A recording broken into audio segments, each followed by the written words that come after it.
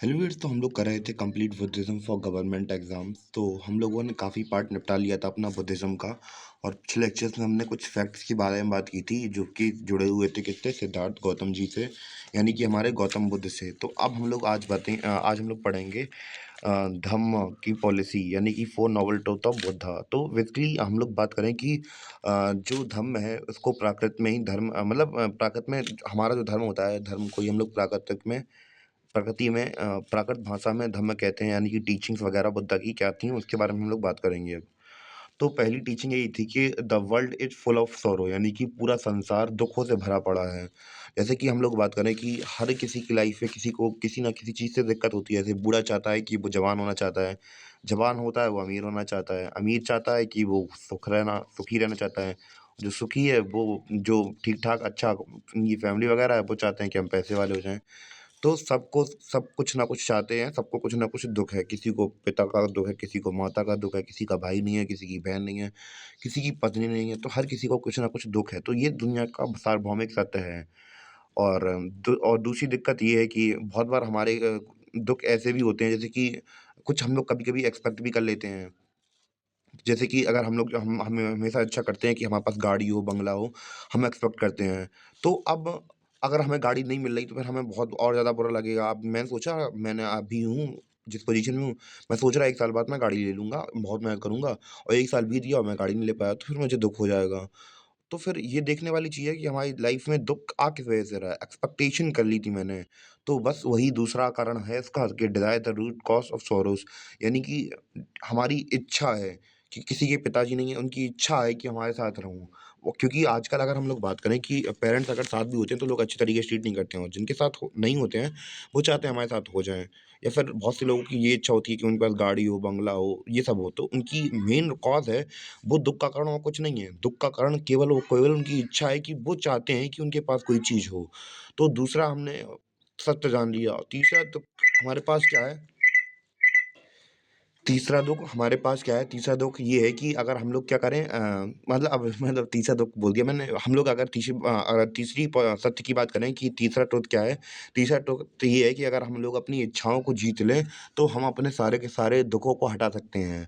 क्योंकि अगर हमारी कोई इच्छा नहीं होगी, तो मान चलिए कि हमने बताया कि अगर हमारी इच्छा है कि हमें ये हो या वो हो या फलाना हो, ढिकाना हो, जब हमारी इच्छा ही नहीं है कि कुछ हो हमारे पास, खाना है, खा लो और सो जाओ बस। खाना खा लो, सो जाओ बस। और इंसान को चाहिए क्या? अब अगर वो किसी चीज़ की इच्छा ही नहीं करेगा, तो फिर काम किसके लिए करेगा? अब मतलब कोई मान चलिए एक एक आदमी है, उसने सोच लिया कि मुझे गाड़ी खरीदनी है या फिर मुझे विदेश यात्रा पे जाना है, तो फिर वो क्या करेगा? उसके लिए पैसे जुटाने की कोशिश करेगा। तो उसके मन में कुछ इच्छा आई, तो अब वो जब इच्छा को पूरा करने के लिए अपने आप को प्रेशर देगा ना कि कहीं न कहीं काम करेगा, उसकी इच्छा नहीं होगी तब भी उसे काम करना पड़ेगा, क्योंकि उसे पैसे तो चाहिए हैं, क्योंकि उसकी इच्छा है। तो यही है कि अगर हम अपनी इच्छाओं को मार दें, अगर अपनी इच्छाओं पर काबू कर लें कि हमें ये इच्छा नहीं करनी है, तो फिर अपने जब इच्छा ही नहीं है तो फिर दुःख किस बात का? तो यही उन्होंने कहा कि अगर हमें अपनी इच्छाओं को काबू कर लेंगे तो फिर हमारे दुःख अपने आप खत्म हो जाएँगे। और चौथा सत्य ये है कि हम लोग अपनी जो इच्छाएँ हैं उनको क्या कर सकते हैं, हटा सकते हैं। कुछ 8 नियमों को मानकर, 8 फ़ोल्ट पाथ्स को मानकर हम लोग क्या कर सकते हैं, अपनी इच्छाओं को काबू में कर सकते हैं। तो ये हमारे 8 के 8 रहे, और चलिए चलते हैं, इसे लाइन बाय लाइन एक्सप्लेन करेंगे हम लोग। हम लोग बात कर रहे थे अपने 8 फ़ोल्ड पाथ के बारे में। तो पहले मतलब अपने जो 8 फ़ोल्ड पाथ में से पहला है राइट स्पीच, यानी कि हमें हमेशा क्या बोलनी है? सही बाड़ी बोलनी है। किसी को गलत नहीं बोलना है। कोई गलत बोल रहा है तो उसका सपोर्ट भी नहीं करना है हमें। तो ये चीज़ें हमें ध्यान रखनी चाहिए हमें अपने हमेशा लाइफ़ में। जिससे कि हमारी डिज़ायर हमारी क्या होंगी? कंट्रोल होंगी। उनके ही हाथ में है, उनमें से एक हमारा क्या है? राइट स्पीच, सही बोलना चाहिए। सही लाइवलीहुड, यानी कि हमें हमेशा ईमानदारी का काम करना चाहिए, ऐसा काम करना चाहिए जिससे कि किसी को बुरा ना हो। तो अच्छा तरीके से काम करना, अच्छे आचरण से काम करना चाहिए। राइट थॉट्स, यानी कि मन के अंदर ऐसे विचार नहीं लाने हैं जो कि बुरे हों। अपने जैसे ही मन के अंदर बुरे विचार आएँ, तो फिर वो हमें क्या कर देते हैं? दूषित कर देते हैं, क्योंकि जैसे इंसान के विचार होते हैं, इंसान काम भी वैसा ही करता है। तो हमें हमेशा ही क्या करने हैं? अच्छे विचार लाने हैं। और जब अच्छे विचार आएँगे तो अच्छे एक्शंस होंगे। अगर अच्छे एक्शंस नहीं हो रहे हैं, इसका मतलब ये है कि विचार खराब हैं। तो हमें हमेशा क्या करने हैं? अच्छे काम करने हैं, और हमेशा राइट एफर्ट्स, कोई भी काम कर रहे हैं, जैसे कि मान चलिए किसी भी फ़ील्ड में हैं आप, तो जैसे मान चलिए कि आप टाइपिंग वगैरह का काम करते हैं या फिर पेंटिंग वगैरह का काम करते हैं, तो जब तक आप अपने फुल एफर्ट्स नहीं डालेंगे, जब तक अच्छे प्रयास नहीं करेंगे, तो लाइफ में कभी सक्सेसफुल हो ही नहीं पाएँगे। तो फिर सही एफर्ट डालने चाहिए हमें। राइट कंसंट्रेशन, कंसंट्रेशन का मतलब क्या होता है? एकाग्रता। अगर आप लोग कोई भी अगर मैं जो जिसने भी मेडिटेशन की हो, जैसे कि मैंने मेडिटेशन काफ़ी बार की है, तो उसमें ये होता है कि अगर आप लोग कंसंट्रेट नहीं करते हैं, तो फिर आपका ध्यान यहाँ-वहाँ भटकते रहता है। तो हमें हमेशा ही जहाँ पे जो कुछ काम होता है, सही एकाग्रता का हमेशा ध्यान रखना चाहिए और सही स्मृति यानी कि ऐसी ऐसी यादों को हटा दो दिमाग से जो आपके लिए बुरी हों, निराशाजनक हों। ऐसी यादें रखिए जिससे कि आपको खुशी मिले। राइट माइंडफुलनेस यानी कि मन अगर सही चेतना रखनी है हमें हमेशा। ये नहीं कि उल्टा-सीधा कुछ सोच रहे हैं और ये सब चीज़ें नहीं रखनी है हमें। तो ये कुछ 8 नियम हैं जो कि हमें किसने सिखाए हैं? बुद्ध जी ने सिखाए हैं हमें। अब हम लोग बात करेंगे उनके सेमिनार्स वगैरह के बारे में बात करेंगे। तो अब हम लोग बात करेंगे बुद्धिस्ट काउंसिल्स के बारे में। तो बेसिकली ये काउंसिल्स थी क्या? तो आपको क्या लगता है क्या होंगी ये काउंसिल्स? तो ये काउंसिल्स बैठती थी भैया धर्म के अंदर सुधार के लिए। तो जैसे कि अगर काउंसिल्स की बात करें, तो ये होता था कि हमारे अगर धर्म के अंदर कोई दूषितपना आ गया या फिर कुछ हमारे यहाँ की प्रथाएँ कुछ ऐसी हैं जो कि अच्छी नहीं है। तो इस वजह से काउंसिल्स बैठती थी। काउंसिल में बैठने के बाद क्या करेंगे कि अपनी जो धर्म है, धर्म के अंदर कुछ सुधार लाने हैं, तो बैठेंगे और फिर जो सुधार होने हैं वो हो जाएँगे। तो इसलिए ये बैठक्स होती थी। तो अब हम लोग इन्हें याद करते हैं स्टार्टिंग से। सबसे पहले हम लोग बात करें कि पहली बार बुद्धिस्ट काउंसिल कब हुई? जब हमारे गौतम बुद्ध का जिस साल देहांत हुआ था 483 बीसी में, उसी साल हुई थी। जगह कौन-सी थी हमारी? स अ, हम लोग एक काम कर रहे हैं, पहले ऐसे नहीं कर रहे हैं, हम लोग टाइम पीरियड वाइज़ से हम लोग पहले याद कर ले रहे हैं। हम लोग एज़ मतलब हॉरिज़ॉन्टली नहीं चलेंगे हम लोग। तो दूसरी जो काउंसिल हुई थी वो हमारी कहाँ पे हुई थी? दूसरी हुई थी जो बुद्ध थे उनके 100 सा मरने के 100 साल बाद 383 बीसी में, यानी कि 383 बीसी में हुई थी सेकंड काउंसिल। और तीसरी काउंसिल हुई थी हमारी कब? 250 बीसी में हुई थी। और हम लोग बात करें चौथी काउंसिल कब हुई थी? 72 एडी में। एडी मतलब समझ रहे हैं? अब जो थोड़ा अलग से यहाँ से 250 से लेकर अब ये 72 एडी ये टाइम पीरियड चेंज हो गया है क्योंकि अगर हम लोग बात करें तो जो जीसस क्राइस्ट थे, अब एडी तब लगता है कि जब जीसस क्राइस्ट की मौत हो गई थी उसके बाद से। यानी कि अब 0 अब पहले 250 साल ये पहले बीत जाएँगे पूरे, फिर उसके बाद 0 से स्टार्ट होगा फिर 72 तक जाएगा।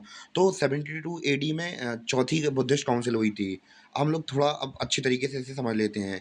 टाइम पीरियड उम्मीद है कि आपको याद हो गया होगा। अब हम लोग जिसे ये टेबल में स्क्रीनशॉट लेना है तो ले सकता है समझने के लिए और वरना अब मैं स्टार्ट कर रहा हूँ। ये सबसे पहला टाइम पीरियड है क कब का? 483 बीसीई का और जगह कौन-सी थी? सप्तपर्णी। ये सप्तपर्णी जगह थी और इसके इस बुद्धिस्ट काउंसिल का चेयरमैन कौन थे? महाकश्यप इसके चेयरमैन थे और रूलर उस समय पे कौन था? अजातशत्रु। अजातशत्रु के बारे में तो आप लोग बहुत अच्छी तरीके से जानते होंगे, जिनमें हर्यंका राजवंश से बिलॉन्ग करते थे जो कि हर्यंका राजवंश की खास बात ये है कि ये है पितृहंता राजवंश। यानी कि अगर बात करें इस राजवंश में ऐसा कोई नहीं हुआ जिसके मतलब हर लड़का मतलब एक राजा का लड़का होता था वो अपने पिता को मार के ही राजा बनता था। इस राजवंश में यही देखने को मिला था और इसमें रूलर हमारे कौन थे? अजातशत्रु थे।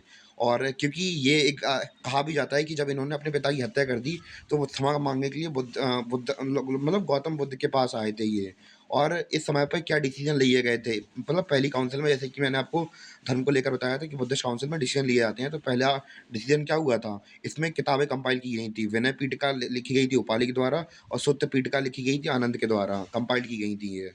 दूसरी काउंसिल के बारे में बात करें 383 में रखी गई थी, ये हुई थी वैशाली में, जहाँ पे हम लोग बात करें कि उनकी मृत्यु हुई थी हमारे गौतम बुद्ध की। मतलब वैशाली में मतलब उन्होंने ज्ञान वगैरह प्राप्ति की थी वहाँ पे वैशाली में। और ये इसका काउंसिल का हम लोग बात करें चेयरमैन कौन था? सर्वकामी इनके कौन थे? चेयरमैन थे। उस समय पर रूलर कौन थे? काल अशोक। काल अशोक है, मैं 2 बार बोल रहा हूँ तो नाम चढ़ जाएगा, काल अशोक।